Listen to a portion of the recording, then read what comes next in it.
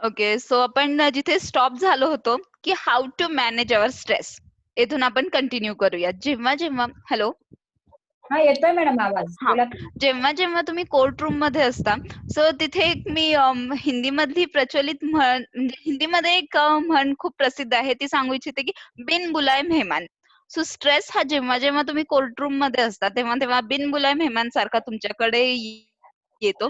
आणि तो चांगला असेल वाईट असेल हा व्यक्तिपरत्वे डिपेंड करतो. पण हा स्ट्रेस आल्यानंतर तिथे हँडल कसं करायचा, सो यासाठी जेव्हा तुम्ही एखादी केस हँडल करत असाल, केसमध्ये हँडल करताना खूप जास्त प्रेशर येत असेल, काही समजतच नसेल की ते करायचं काय, अशा वेळेस तुम्ही तुमच्या जे काही कलिग्स असतील किंवा सिनियर लॉयर्स असतील, तुम्ही तुमच्या बार असोसिएशन मध्ये बसत असाल किंवा तुमच्या चेंबर मध्ये बसत असाल, बार चेंबर मध्ये, तिथे जे काही लॉयर्स असतील, सिनियर लॉयर्स असतील, को लॉयर्स असतील, त्यांची तुम्ही हेल्प घेऊ शकता.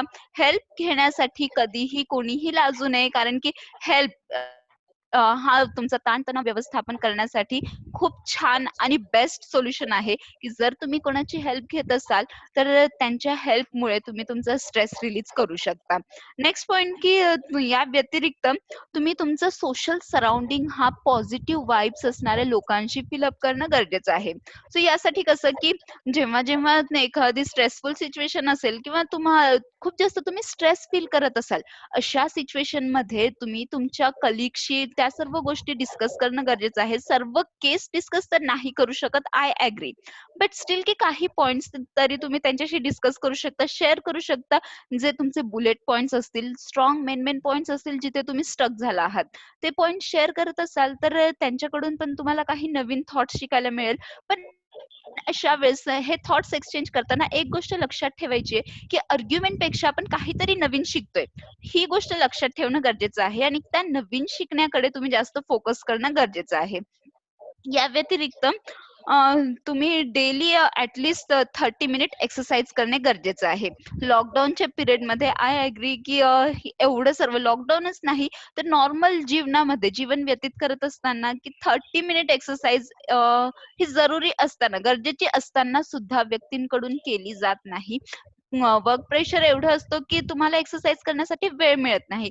सो यासाठी एक छोटीशी एक्सरसाइज मी सांगते की जेव्हा केव्हा तुम्ही खूप जास्त स्ट्रेसफुल फील करत असाल, अशा वेळेस हातातील सर्व काम बाजूला ठेवायचं आहे, थोडस साईडला यायचं आहे आणि एक 15 ते 20 पावलांचा वॉक, नॉर्मल वॉक तुम्ही करणं गरजेचं आहे. हे वॉक तुम्ही घरात, बाहेर, कोर्टरूम मध्ये, कुठे असाल तिथे कुठेही करू शकता. कारण हा थोडासा वॉक तुम्हाला त्या कामापासून ब्रेक देतो आणि त्या कामापासून ब्रेक दिल्यानंतर थोडस तुम्हाला विचार करण्यासाठी एक छोटीशी स्पेस मिळते, व्हेंटिलेशन मिळतं, ज्याच्यामुळे तुमच्या माइंडमध्ये स्टक झालेल्या ज्या आयडियाज असतात त्या त्या छोट्याशा वॉकमुळे पॉपअप होऊन बाहेर येतात. So the next point is की you need a break. Yes, तुम्हाला ब्रेक घेणं गरजेचं आहे, स्वतःला ब्रेक देणं गरजेचं आहे. की सतत काम काम काम काम काम, स्वतःला डेडिकेटेड टू वर्क अशी गोष्ट करणं गरजेचं नाही आहे. तुम्ही सुद्धा at the end human being आहात, तुम्हाला सुद्धा गरज आहे रेस्टची. तुम्ही सुद्धा रेस्ट घेऊ शकता आणि हा तुमचा अधिकार आहे. तुम्ही रेस्ट घेणं गरजेचं आहे, एक छोटासा ब्रेक घेणं गरजेचं आहे. ब्रेकवरून लक्षात आलं की हा ब्रेक घेतल्यानंतर आपण करायचं काय. सो आता आपण एक छोटीशी एक्सरसाइज करूयात की लेक्चर ऐकता ऐकता आय अग्री की जिथे कुठे असाल तुम्ही, बोर तर प्रत्येक जण होतो, at the end we all are human being. पण हा छोटासा ब्रेक एक घेऊयात, बसल्या जागी तुम्ही माझ्यासोबत करू शकता आणि ही ऍक्टिव्हिटी तुम्ही कुठेही कधीही करू शकता. जस्ट एक करायची एक सिंपल छोटीशी गोष्ट आहे, जस्ट स्ट्रेच युअर आर्म्स. हात छानपैकी साईडला घ्यायचे, ताट स्ट्रेच करायचे आहेत, फ्रंटला घ्यायचे, स्ट्रेच करायचे आहेत, बॅकला घ्या, स्ट्रेच करा, upside stretch, right bend, left bend, front bend. आणि साध्या सोप्या शब्दात सांगायचं झालं तर हात व्यवस्थितपणे असे जोडून आपल्याला मनसोक्त आळस द्यायचा आहे. हा तुमचा स्ट्रेस रिलीज करण्यासाठी बेस्ट सोल्युशन आहे. की कधीही कुठेही तुम्हाला खूप जास्त स्ट्रेस येत असेल, मनसोक्त आळस द्या, तुमच्या शरीरामध्ये नवीन एनर्जी तुम्हाला मिळेल आणि व्यवस्थितपणे तुम्ही तुमचा स्ट्रेस मॅनेज करू शकता. या व्यतिरिक्त नेक्स्ट पॉइंट असेल की तुम्ही तुमच्या फेसवर एक छानशी स्माइल देणं गरजेचं आहे. याचे दोन फायदे होतील. फर्स्ट थिंग की तुम्ही खूप छान दिसाल. स्माइल ही प्रत्येकालाच आवडते आणि स्माइल दिल्यामुळे प्रत्येकाचा चेहरा चांगला दिसतो आणि चांगलं दिसणं प्रत्येकाला आवडतं. सो यासाठी तुम्ही स्वतःच्या फेसवर स्माइल ठेवणं गरजेचं आहे, ज्याच्यामुळे तुम्हाला पाहून ऍटलिस्ट समोरच्या व्यक्तीचा स्ट्रेस थोडासा रिलीज होईल आणि त्याचा स्ट्रेस रिलीज झाला की तो तुम्हाला रिटर्न स्माइल देईल. त्याची स्माइल बघून तुमचा स्ट्रेस रिलीज होईल. So it's a basic thing की तुम्ही या गोष्टींवर जास्त कोणी फोकस करत नाही, बट स्टील की छोटी गोष्ट आहे. तुम्ही तुमच्या फेसवर ऑलवेज स्माइल ठेवणं गरजेचं आहे आणि स्माइलमुळे तुमचा स्ट्रेस रिलीज होऊ शकतो. नेक्स्ट पॉइंट असेल की तुम्ही डेली वॉक करणं गरजेचं आहे. या व्यतिरिक्त मेडिटेशन करणे गरजेचं आहे.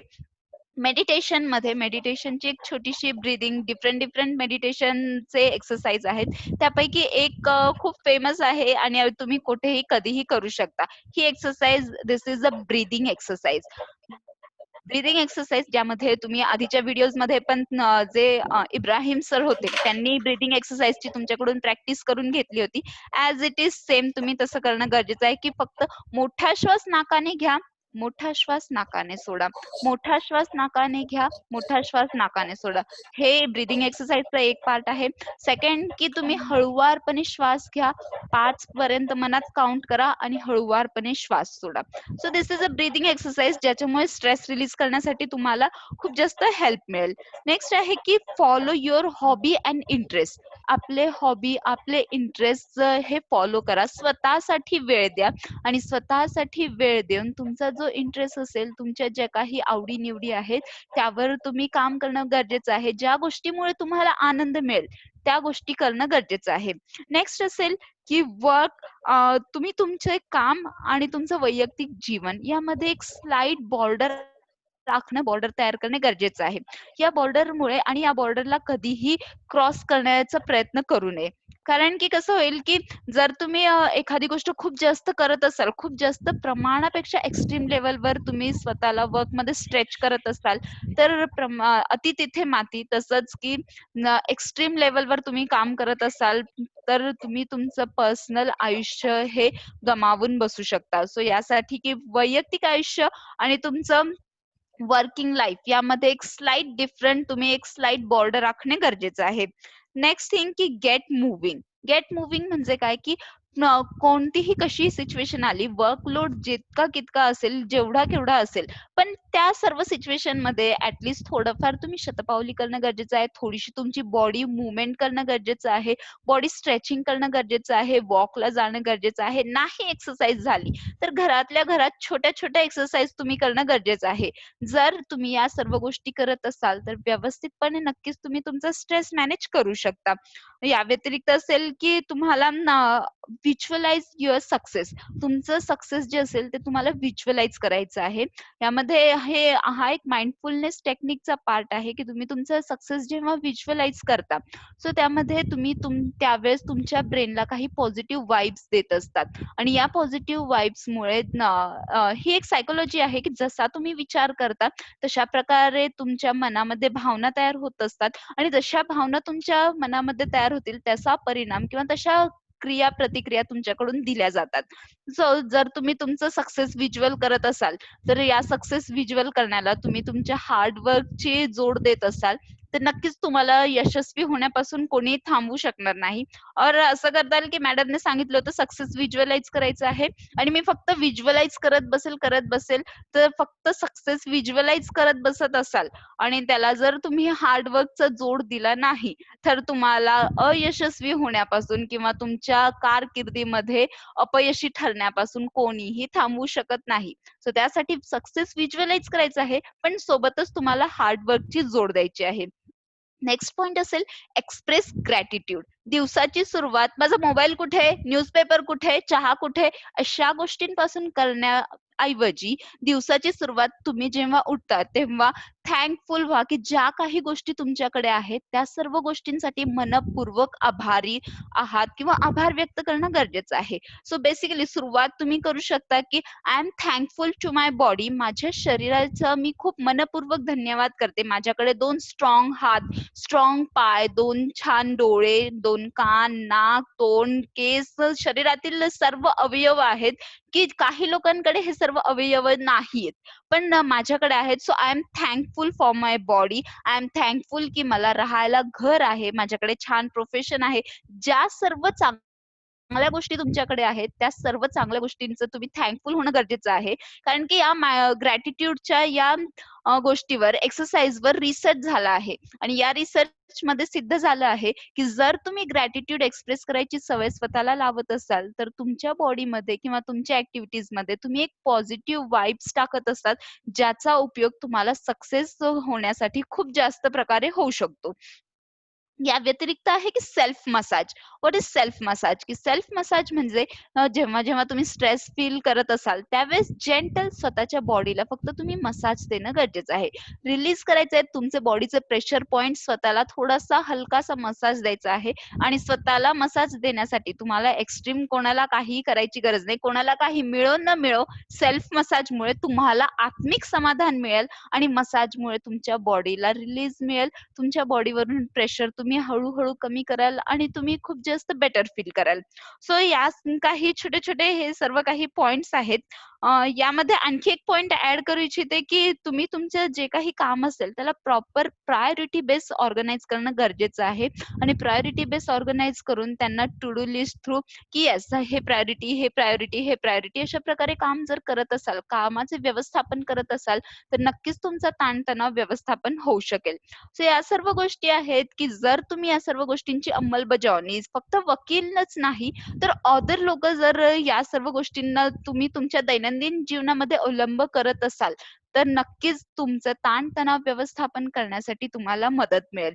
So conclusion, to conclude all these things, I just want to say, if you do not manage your stress, you cannot succeed.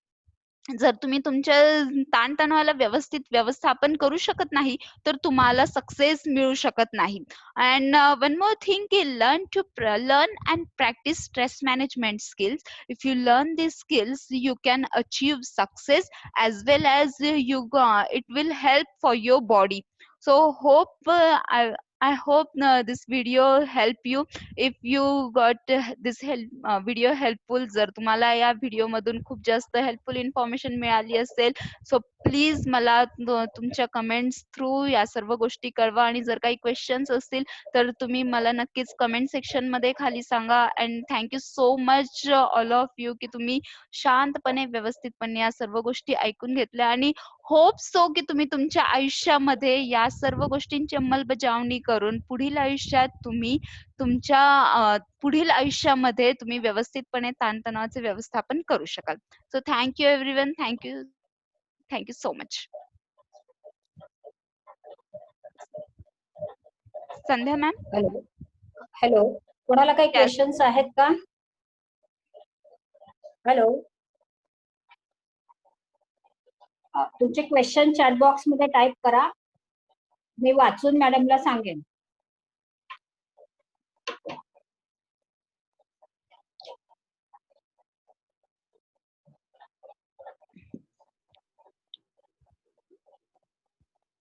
Madam, बोला मॅडम. मला एक प्रश्न विचारायचा आहे. बोला ना मॅडम. प्रथमतः खूप छान लेक्चर दिले. स्ट्रेस मॅनेजमेंट विषयी खूप छान छान गोष्टी आम्हाला तुम्ही सांगितल्यात मॅडम. प्रथमतः तुमचे खूप खूप आभार. जन अदालत तर्फे मी तुमचे आभार मानतेय. आणि माझा एक प्रश्न आहे मॅडम, आपण स्ट्रेस मॅनेजमेंट विषयी खूप काही माहिती दिली, तर एक छोटासा पॉइंट होता की जो स्ट्रेस मॅनेजमेंटला खूप महत्वाचा आहे, तो म्हणजे अँगर मॅनेजमेंट. येस. बऱ्याचदा आपल्याला हा जो स्ट्रेस येतो मॅडम, ते छोट्या छोट्या गोष्टी, लोकांमुळे, काही प्रसंगामुळे, आणि आमचे वकील लोक जे आहेत की आम्हाला खूप सारे इन्सिडेन्सेस किंवा खूप सारे आमच्या समोर असे प्रॉब्लेम्स येतात की ज्याच्यामुळे आम्हाला राग येतो आणि तो आम्हाला व्यक्त करता येत नाही.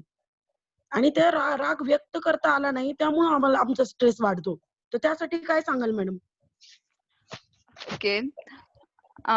सर्वप्रथम थँक्यू सो मच की तुम्ही माझं सेशन संपूर्ण ऐकलं आणि कमेंट केली.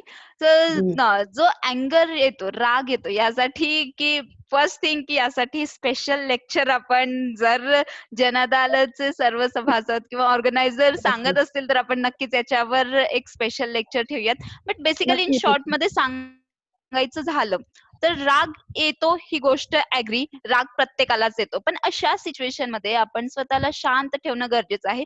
त्यासाठीच सांगितलं आहे की तुम्ही मेडिटेशन करणं गरजेचं आहे. तुमचा जर डेलीचा एक्सरसाइज होत असेल प्रॉपर, तुम्ही 3 गोष्टींवर लक्ष देणं गरजेचं आहे. Proper food, proper sleep and proper exercise. या 3 गोष्टी जर तुम्ही व्यवस्थितपणे तुमच्या दैनंदिन जीवनात करत असाल तर तुम्हाला राग जो येतो तर त्या रागावर तुम्ही नक्कीच कंट्रोल करू शकता. आणि कोर्टामध्ये तुम्ही असता, तुम्हाला खूप जास्त राग येतो, पण ऍग्री समोरच्या व्यक्तीला सांगू शकत नाही. पण जर तुम्ही मेडिटेशन करत असाल तर नक्कीच तुम्हाला या गोष्टीचा फायदा होऊ शकतो की त्या रागाला आतल्या आत न काढता तुम्ही त्या व्यतिरिक्त तुमच्या हॉबी किंवा इंटरेस्ट मध्ये ती एनर्जी तिथे यूज करू शकता. आणि त्या एनर्जीचा जर तिथे वापर करत असाल तर तुम्ही नक्कीच रागाचे व्यवस्थापन करू शकता.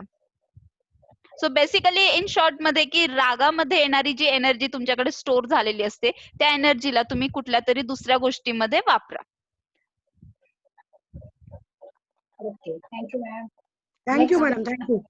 वेलकम. मॅम नेक्स्ट क्वेश्चन आहे, हम्म. how to relieve from any kind of phobia like in the present situation. Okay so आपल्याला असं सारखं वाटतं की मला ताप तर नाही ना आला, मला काही झालं तर नाही ना, मला कोरोना होणार तर नाही ना, या गोष्टींसाठी कशा बंद कराव्यात, प्लीज एक्सप्लेन. असा निखिल महाजन सरांचा क्वेश्चन आहे. खूप छान प्रश्न आहे निखिल, खूप छान प्रश्न विचारला. ओके सो महाजन सर की तुमचा प्रश्न तर खूप छान आहे आणि बऱ्याच जणांच्या माइंड मध्ये पण हा प्रश्न येत असेल की अशा सिच्युएशन मध्ये नेमकं करायचं काय. आणि आता लॉकडाऊनच्या सिच्युएशन मध्ये तर ही परिस्थिती खूपच जास्त भयानक झाली. सो बेसिकली फर्स्ट थिंग अशी आहे की जे तुम्ही फोबिया म्हणत आहात तर त्या गोष्टीला फोबिया म्हणत नाही, ती गोष्ट आहे ओव्हर थिंकिंग. फोबिया म्हणजे काय, एखाद्या गोष्टीची अननेसेसरी प्रचंड वाटणारी भीती की त्या सिच्युएशन मध्ये तुम्हाला टाकलं तर तुमचा म्हणजे जीव निघून जाण्याचंच बाकी राहील एवढ्या प्रमाणात तुम्ही घाबरून जाता. सो जे तुम्ही सांगत आहात ते सर्व थॉट्स येतात की एक्स्ट्रीम ओव्हर थिंकिंगमुळे. ओव्हर थिंकिंग थांबवणे हा याचा बेस्ट सोल्युशन आहे.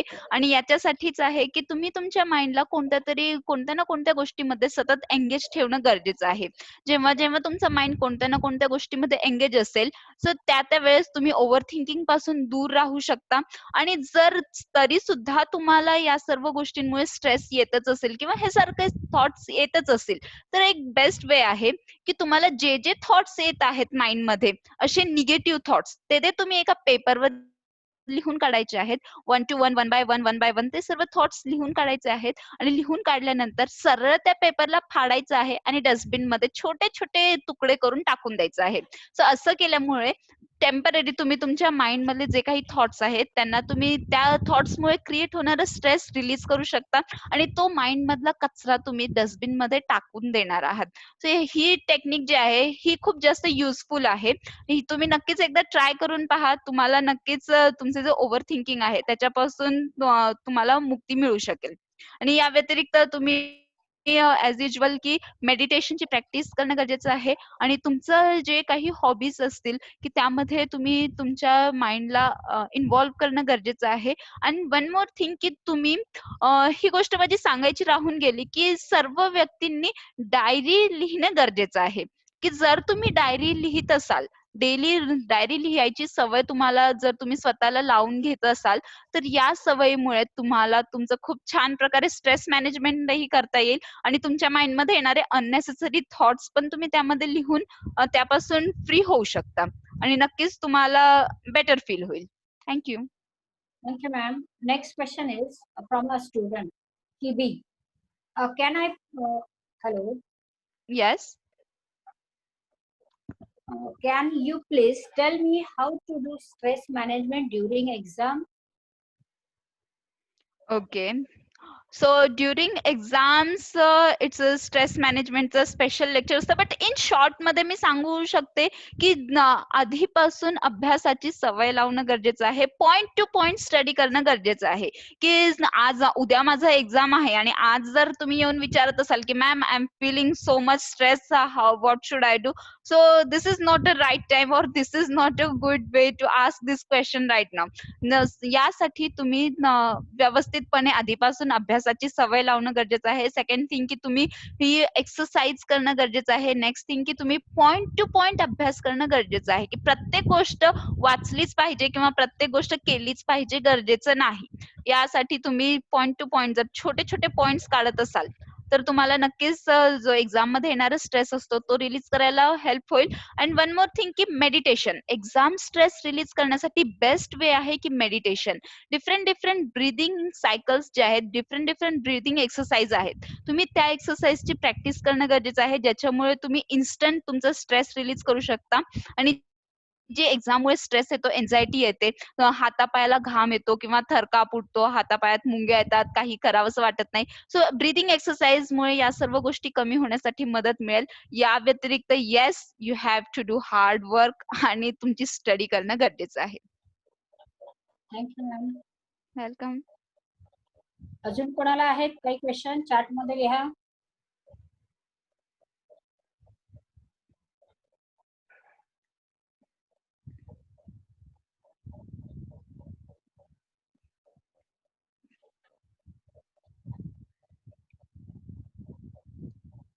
मला वाटतं सगळ्यांच्या शंकांचं निरसन झालेलं आहे असं दिसून येत आहे. मग आपण आपल्या सेशनच्या one question is there.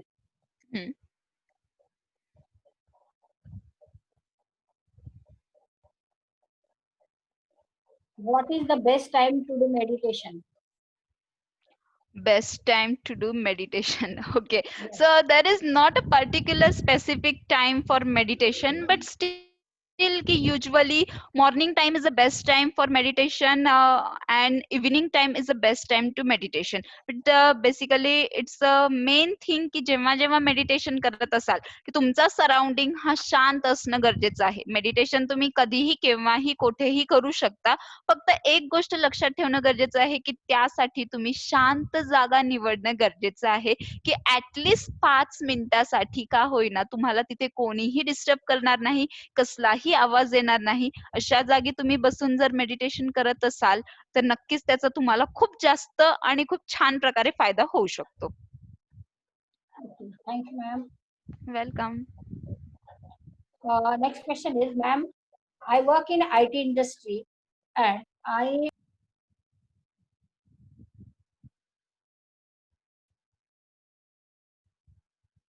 Working hour 15 तासाचे आहे, होत आहे.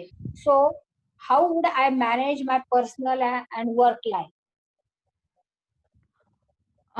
ओके, सो जर तुम्ही IT प्रोफेशन मध्ये काम करत असाल, सो आत्ताच्या सध्याच्या पिरियड मध्ये की अशी ITच्या सर्व लोकांची ही सेम कंडिशन आहे की वर्किंग आवर्स हे खूप जास्त त्यांना स्ट्रेच करावे लागत आहेत आणि यामुळे तुम्हाला खूप जास्त स्ट्रेस येतो. I agree. पण यासाठी पण तुम्हाला सर्व गोष्टी तुमचे जे काही काम आहे ते प्रायोरिटाईज करणं गरजेचं आहे, की प्रायोरिटी ठरवा. कोणत्या गोष्टीला किती प्रायोरिटी द्यायची आहे, कोणत्या गोष्टीला किती महत्व द्यायचं आहे, ह्या सर्व गोष्टी हे बाब आधी ठरवा. त्यानंतर त्या प्रायोरिटी प्रमाणे तुम्ही तुमचे काम करणे गरजेचं आहे. आणि आणखी एक गोष्ट की तुमच्याकडे जी काही कामं आहेत की वर्क लाईफ अँड तुमची पर्सनल लाईफ बॅलन्स करताना तुम्ही तुमचे हेल्प तुम्ही घ्या, दुसऱ्यांची हेल्प घ्या आणि हेल्प घेत असताना तुम्ही त्यांना पण काही प्रमाणात, सर्व तर काम तुम्ही देऊ शकत नाही, बट स्टील की थोड्याफार प्रमाणात काम त्यांच्यामध्ये पण जर तुम्ही डिस्ट्रीब्यूट करत असाल तर व्यवस्थित प्रमाणे तुम्ही तुमची life, work life and personal life manage करू शकता. Thank you ma'am. Chandrakala Chavan madam विचारतायत, how to manage time for exercise meditation in busy schedule? Okay, so याच्यासाठी खूप छान क्वेश्चन आहे की how to manage all this things. Okay, so एकच गोष्ट सांगू इच्छिते मॅम की प्रत्येकाला दिवसात फक्त 24 तासच मिळतात.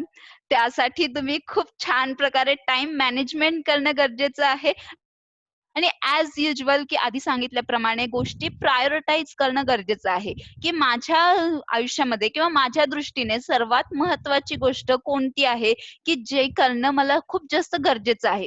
जर तुम्ही व्यवस्थितपणे गोष्टी प्रायोरिटाईज करत असाल, तर तुम्ही या सर्व गोष्टी मॅनेज करू शकता. बट स्टिल की थोडा-थोडा टाईम जास्त वेळ नाही, पण स्टिल ॲटलीस्ट 10-10 मिनिटं जरी तुम्ही काढत असाल, तर नक्कीच एक 15-20 मिनिटामध्ये तुमची छान एक्सरसाइजही होऊ शकते आणि या सर्व गोष्टी प्रॉपर मॅनेज होऊ शकतात.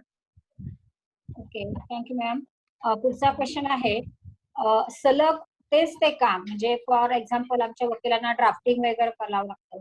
तर तेव्हा 3 ते 4 तास आम्ही ड्राफ्टिंग करतो. तर ड्राफ्टिंगचे काम करत असताना डोके दुखले तर काय काळजी घ्यावी? Draft okay. सो ड्राफ्टिंगचे ते सर्व काम तुम्ही करत असता, की हा एक पॉइंट माझा सांगायचा मिस झाला, की तुम्हा वकील लोकांना एक सवय असते, की खूप जास्त तुम्ही चहा किंवा कॉफीचं सेवन करता. आणि ॲज युजुअल की खूप जणांच्या डोक्यामध्ये हा खूप सोल्युशन इझिली पॉपअप झाला असेल, की डोकेदुखी झाली तर चला एक चहा घेऊन येऊ. सो चहा हा सोल्युशन आहे. बट या व्यतिरिक्त की येस, तुम्हाला त्यावेळेस एक छोटासा ब्रेक घेणं गरजेचं आहे. ब्रेक अशासाठी की थोडा जास्त नाही, एक 2 मिनिटाचा ब्रेक घेऊन तुम्ही ते सर्व काम साईडला ठेवायचं आहे. एक छोटासा वॉक घ्यायचा आहे. जर आजूबाजूला खूप जास्त इफ पॉसिबल झाडं असतील, निसर्गाच्या सहवासात तुम्ही जेव्हा-जेव्हा जाता, तेव्हा-तेव्हा तुमचा स्ट्रेस हा खूप लवकर रिलीज होतो. सो अशा सिच्युएशनमध्ये तुम्हाला हेडॅक दूर करण्यासाठी तुम्ही तुमच्या डोक्याचे या साइडचे प्रेशर पॉइंट प्रेस करू शकता. त्या व्यतिरिक्त तुम्ही तुमचं थोडंसं मसल रिलॅक्स करणं गरजेचं आहे. इफ पॉसिबल तुम्हाला सवय असेल तर थोडासा चहा आणि या व्यतिरिक्त जिथे कुठे तुम्हाला हिरवळ दिसेल, त्या हिरवळीच्या सहवासात तुम्ही जाणं गरजेचं आहे. आणि नाहीच हिरवळ दिसली, तर थोडंसं की तुम्ही आहे त्याच ठिकाणी बॉडी स्ट्रेचिंग आणि थोडंसं जंप करणं गरजेचं आहे. इफ पॉसिबल सर्वांच्या समोर करा, नाही शक्य वॉशरूममध्ये जाऊन तिथे थोडंसं जंप करा. तिथे थोडंसं तुम्हाला ज्या गोष्टी आवडतात त्या थोड्याशा मूव्हमेंट करा, डान्स मूव्हमेंट करा. You feel better. तुमचा स्ट्रेस आणि तुमचं हेडॅक दोन्ही पण तिथे रिलीज होईल. आणि थँक्यू ही मॅम. गोष्ट मी पर्सनली ट्राय केली आहे, म्हणून मी एवढं वाह! अश्युरिटी